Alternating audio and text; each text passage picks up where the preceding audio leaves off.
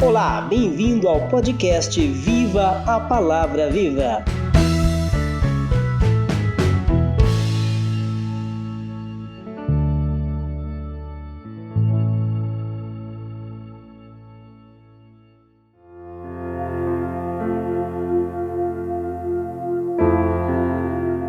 Olá, queridos ouvintes do podcast Viva a Palavra Viva.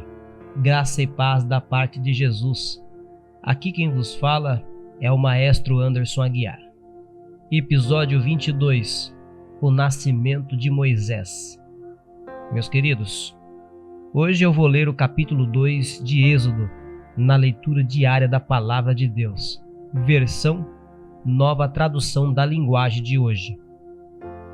Moisés foi um homem escolhido por Deus para liderar o povo de Israel em sua libertação da escravidão no Egito.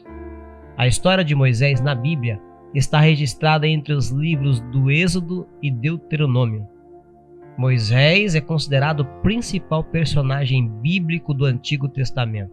Ele foi o legislador por meio do qual Deus constituiu os hebreus como nação e os conduziu até os limites da terra prometida.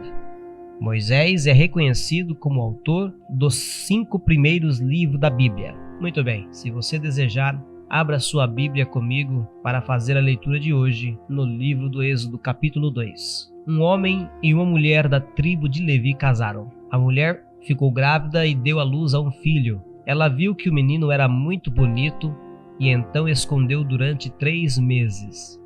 Como não podia escondê-lo por mais tempo, ela pegou uma cesta de junco, tapou os buracos com betume e piche, pôs nela o menino e deixou a cesta entre os juncos na beira do rio. A irmã do menino ficou de longe para ver o que ia acontecer com ele. A filha do rei do Egito foi até o rio e estava tomando banho enquanto as suas empregadas passeavam ali pela margem.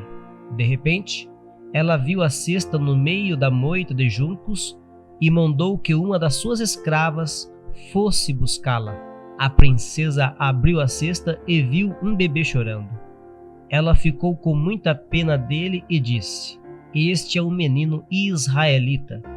Então a irmã da criança perguntou à princesa: "Quer que eu vá chamar uma mulher israelita para amamentar a criança para a senhora?" "Vá", respondeu a princesa. Então a moça foi e trouxe a própria mãe do menino. Aí a princesa lhe disse: "Leve este menino e o crie para mim, que eu pagarei pelo seu trabalho." A mulher levou o menino e o criou. Quando ele já estava grande, ela o levou à filha do rei, que o adotou como filho. Ela pôs nele o nome de Moisés e disse: "Eu o tirei da água." Moisés já era um homem feito. Um dia, ele saiu para visitar o seu povo e viu como os israelitas eram obrigados a fazer trabalhos pesados. Viu também um egípcio batendo num israelita, um patrício seu. Moisés olhou para os lados e, vendo que não havia ninguém ali, matou o egípcio e escondeu o corpo na areia.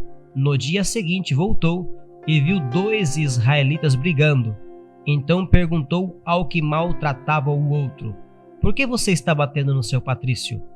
O homem respondeu: "Quem pôs você como nosso chefe ou nosso juiz? Você está querendo me matar como matou o egípcio?" Então Moisés ficou com medo e pensou: "Já descobriram o que eu fiz."